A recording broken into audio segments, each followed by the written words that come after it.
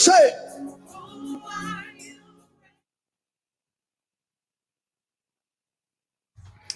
It is now 6:33 and time for the news right here on this station. Stay with us. The news is coming up right here and right now on this station. This is NRP Radio, reaching you where you are. No boundaries, no limitations whatsoever. Stay tuned. Let's go to the news.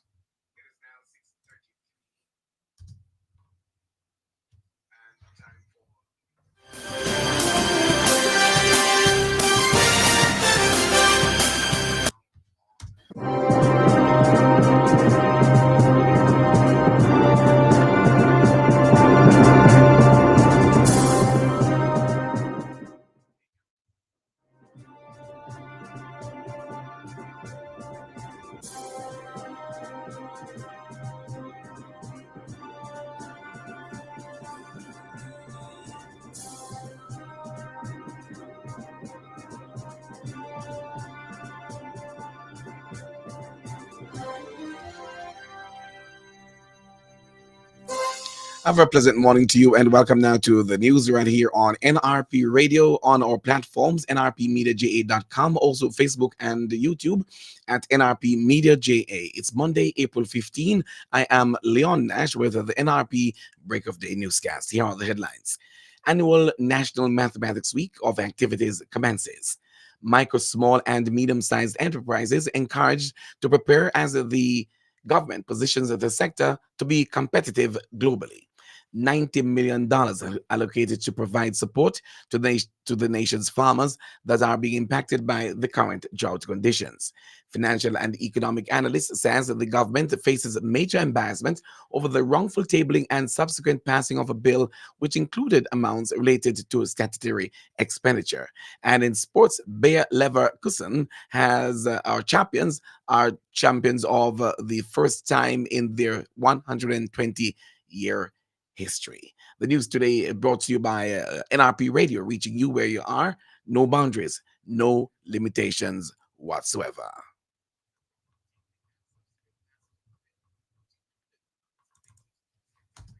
Hi, I'm Genevieve. And I'm Kalisha. And we are the Christo Praises. You're listening to NRP Media and Radio. Reaching you where you are. No boundaries, no limitations. Now for the details of our news right here on NRP Media and NRP Radio. The Ministry of Education and Youth yesterday commenced its annual National Mathematics Week of activities. The week-long activities will end on Friday, April 19, under the theme Adding Up the Excitement, Maths Rocks. Mathematics coordinator for the ministry's Region 7, Camille Johnson-Burrell, says that during the week, a wide-ranging activities will be undertaken. These included the National Church Service at the Webster Memorial United Church in Kingston yesterday. And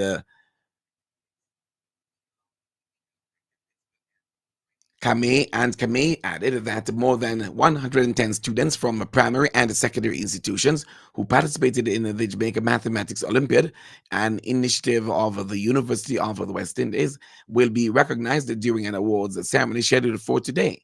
The Mathematics Teacher of the Year award will be also presented during that event. Regional mathematics activities are scheduled to begin on April 16, with the first slated for Cedar Grove Academy in St. Catherine for Region 6. The engagements will continue on April 17 at the Micro University College for Region 1, Monroe College in St. Elizabeth for Region 5, and Ashley Primary School in Clarendon for Region 6. The activities will conclude on April 18 at Port Roads Sports Club, Discovery Bay Bauxite Partners, St. Anne for Region 5, the Portland Tony High School in Portland for Region 2, and the Cornwall College Montego Bay St. James for Region 4. Students will also have an opportunity to test their knowledge by answering the mathematics question of the day throughout the week.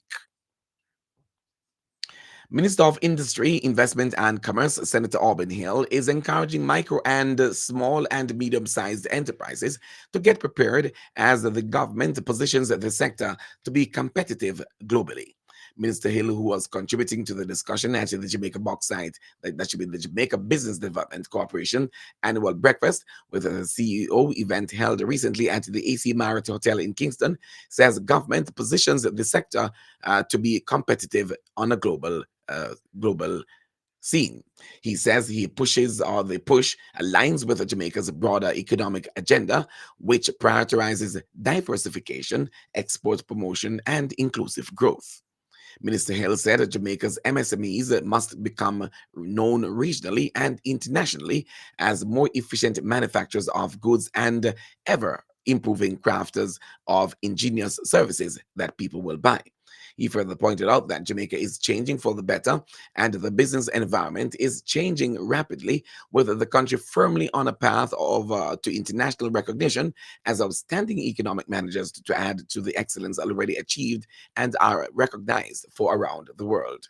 As such, Minister Hill urged business owners to keep their minds focused and said the MSMEs are key drivers of economic growth and noted the government's commitment to enhancing the sector's contribution to gross domestic product and sustainable development for the benefit of all citizens. The theme of the event was strategic partnerships facilitating business success.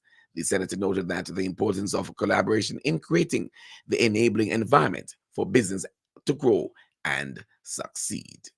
SMEs, that should be SMEs, MSMEs contribute to a cornerstone of Jamaica's economic landscape, fostering entrepreneurship, generating employment opportunities, and contributing to socio-economic development.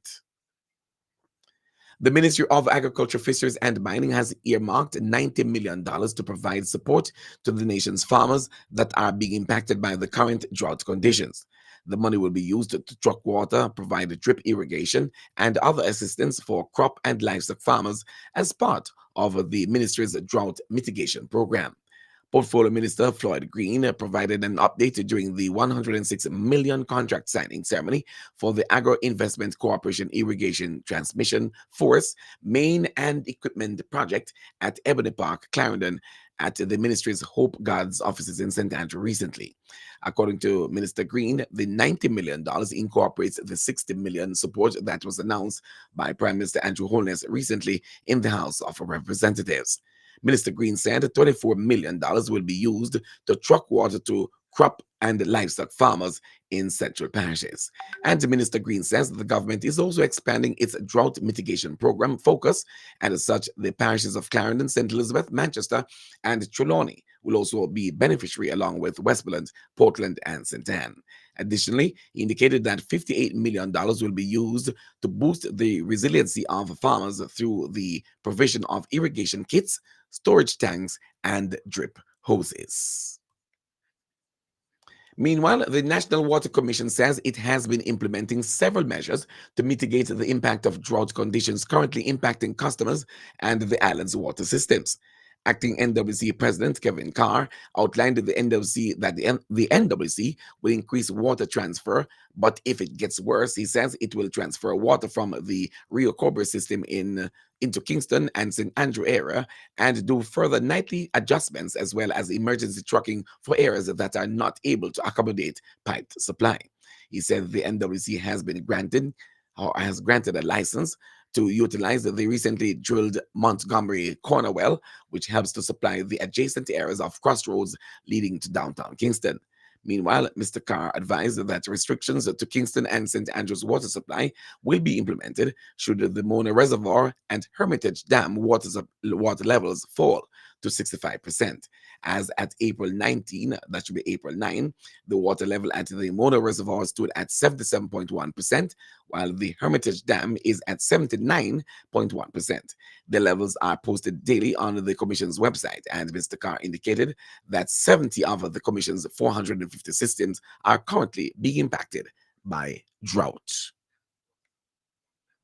Financial and economic analyst Ralston Hyman says the government continues to face a major embarrassment over the tabling and subsequent passing of a bill in the House, which concluded, or that should be included, amounts related to statutory expenditure. According to Mr. Hyman, the error in including the expenditures in the bill will result in delays which could have been avoided.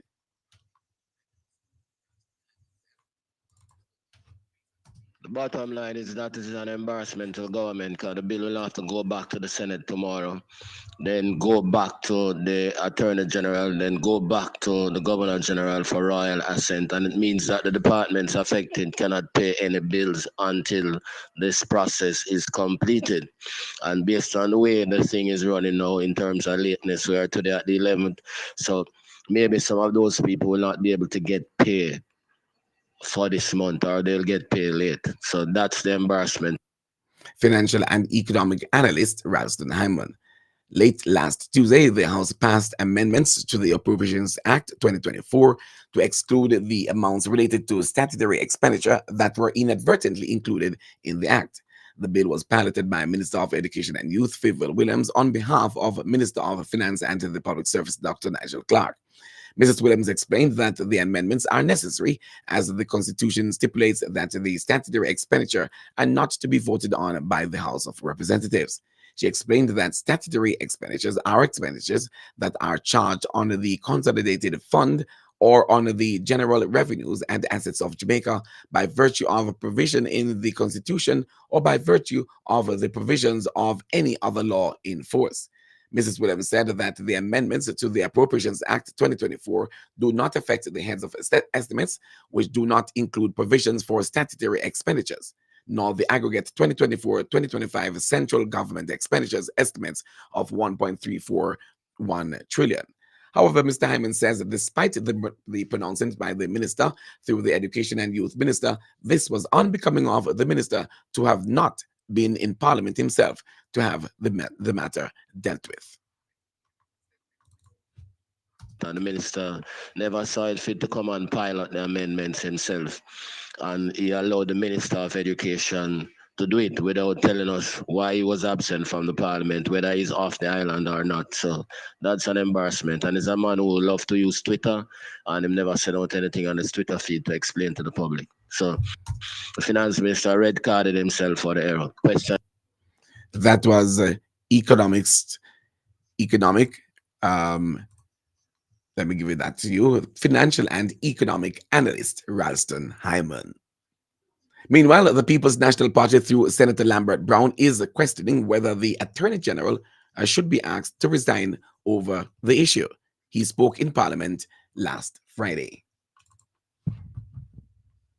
This raises fundamental constitutional issue,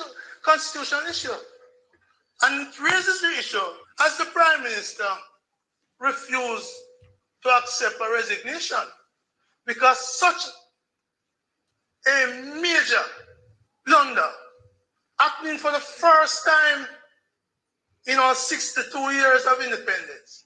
Never happened under Buster, never happened under Sangster, never happened under Shearer, never happened under Manley, never happened even under Mr. Siaga, never happened under PJ Patterson, never happened under Portia, never happened under Bruce Golding.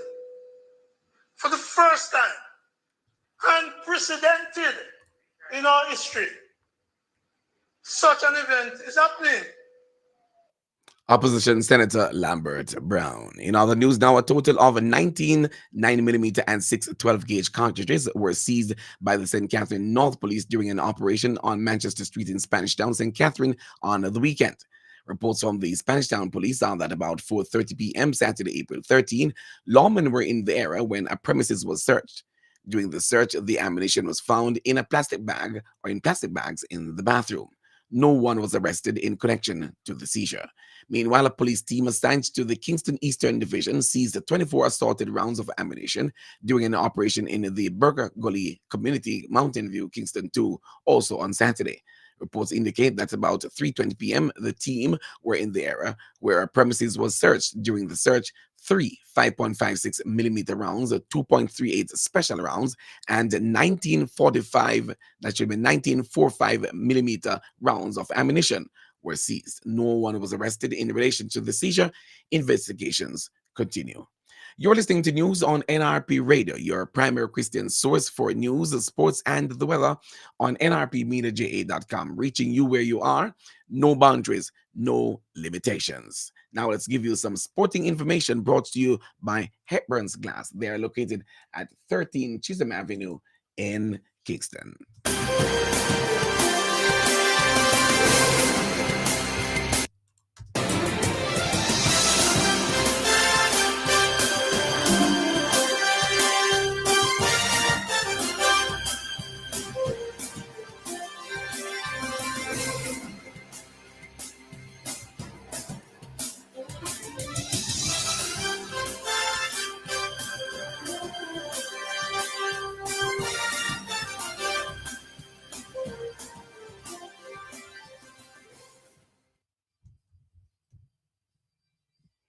All right, and we head on now to give you those sporting information brought to you by Hepburn's Glass, and we kick off on football.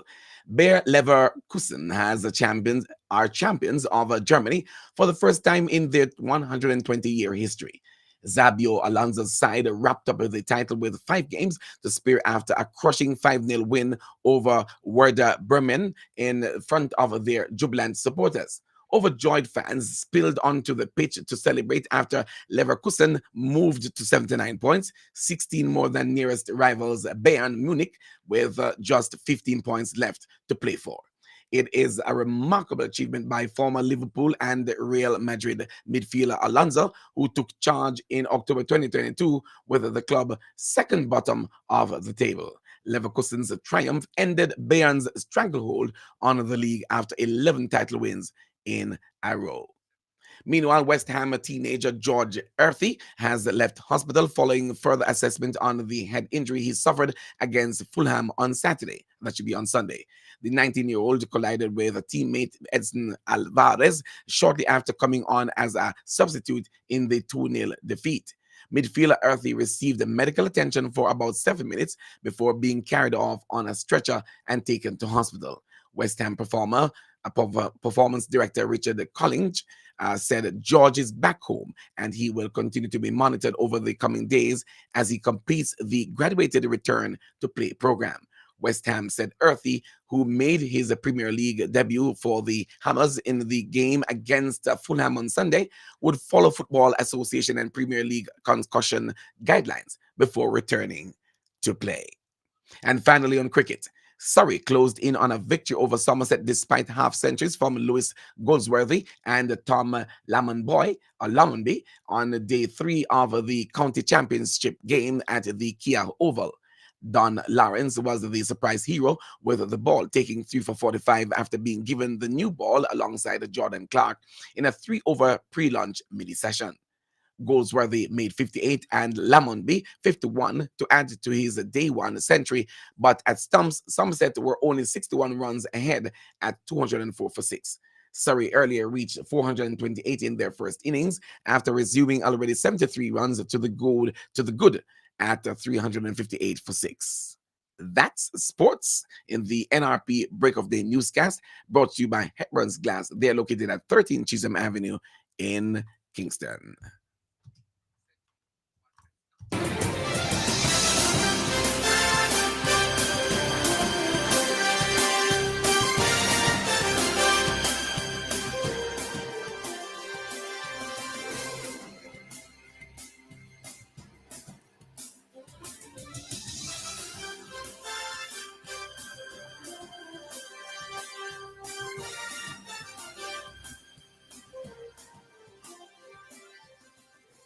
And as you keep it locked right here on the station, remember that we promise to bring you a good news story as often as we can. If you know of or are aware of the event, any event or person whose good story we should highlight, please send this information to our email address at nationalreligiousmediaja@gmail.com or call or WhatsApp 876-336-99 28. That's the local news and sports. Stand by now for the latest international news, courtesy of the Voice of America. Reminding you that the VOA is our international partner and they bring us the daily international news via this means. Let's now go to the VOA.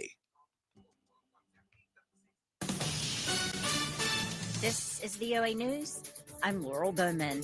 Israel strikes Gaza overnight as the army vows it will not be distracted from the war after Iran's unprecedented attack heightened fears of a wider conflict and prompted calls for de-escalation. What's next between Israel and Iran? AP correspondent Joe Fetterman speculates. What happens next depends largely on Israel. Prime Minister Benjamin Netanyahu previously has said anybody who strikes Israel will in turn be struck back. But he's under pressure, heavy international pressure, not to do anything and further escalate things.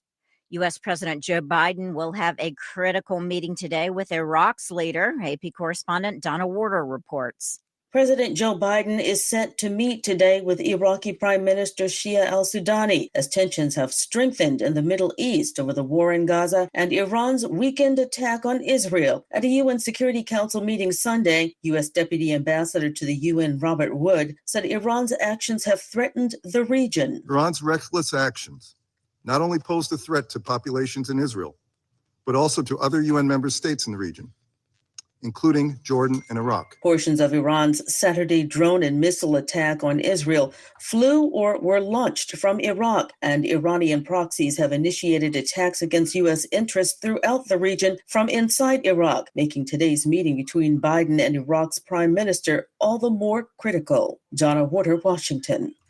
And that's our VOA International News. We thank you very much for joining us, and we invite you to join us again next time around on this station, where we'll have for you another package of information out of the VOA. Let's now move on to provide for you none other than the latest weather report and forecast on this station. Stay with us as we take that to you right about now on NRP Radio.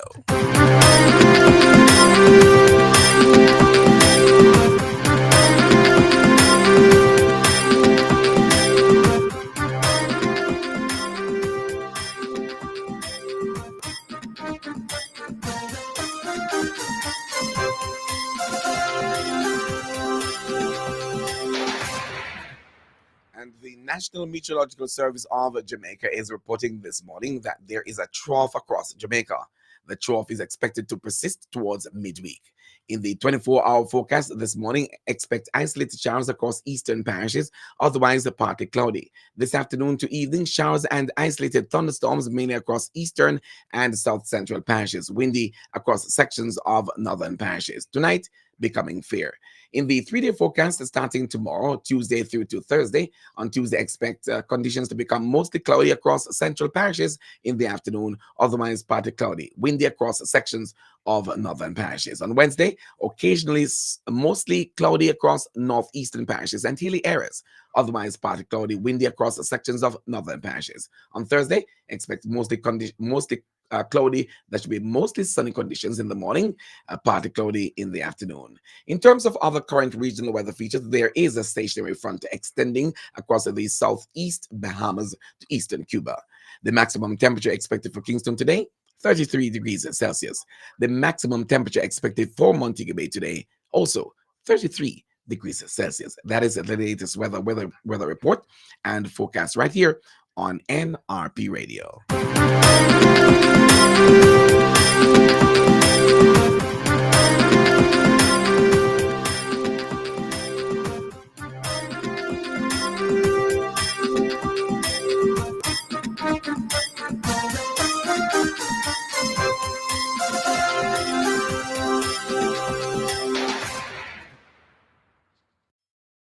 With that, we've come to the end of our news presentation for this morning. But before we go, here are the headlines once again.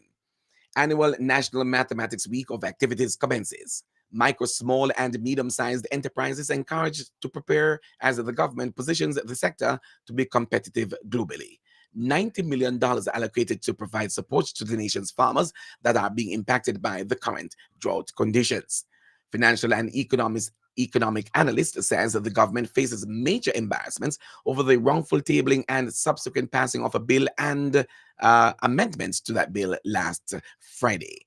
And in sports, Bayer Leverkusen are champions of Germany for the first time in their 120-year history.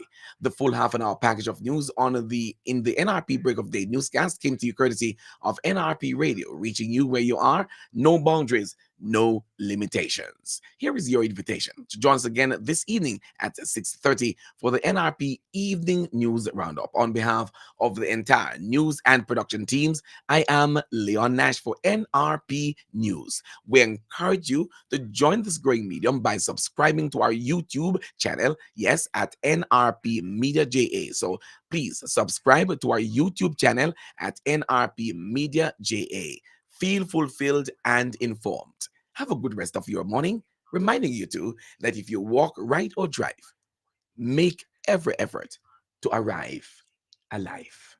Have a good morning until we meet again.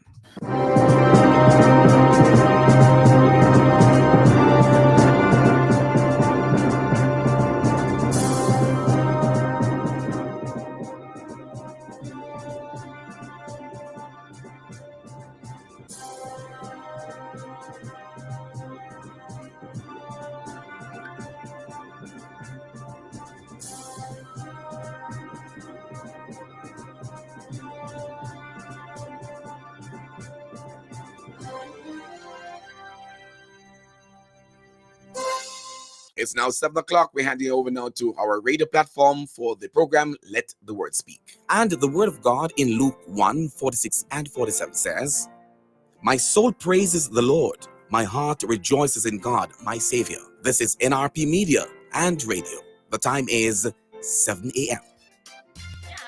Make we talk baking right now. I taste some things from the bakery up there so, and the next one around there so, but them not taste so good. So what you do then? I just decided to go down to Caledonia Mall in Mandeville and Williamsfield